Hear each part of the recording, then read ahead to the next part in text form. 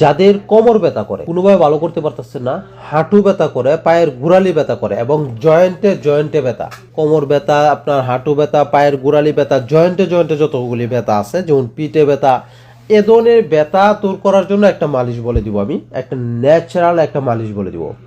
আপনি যদি এই মালিশটা তৈরি করে ব্যবহার করতে পারেন, তাহলে এ ধরনের যত প্রকার ব্যথা আছে এগুলি সম্পূর্ণ স্থায়ীভাবে চলে যাবে ইনশাআল্লাহ। আপনার 4টি গাছের পাতা লাগে, যে 4টি গাছের পাতা আপনার বাড়ির আশপাশে অ্যাভেলেবেল পাওয়া যায়, এবং তেল, এই 5টি আইটেম দিয়ে এই ওষুধটা তৈরি করতে হয়। যে এই ওষুধটা কীভাবে তৈরি করবেন, আপনার প্রথমত লাগবে হচ্ছে আপনার দুত্রা পাতা। দুত্রা পাতা হচ্ছে একটা হচ্ছে সাদা আর একটা হচ্ছে কালো।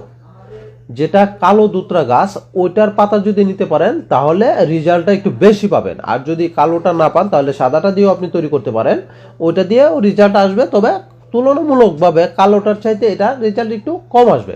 চেষ্টা করবেন কালো দুত্রা গাছের পাতা যেটা, ওইটা নেওয়ার জন্য।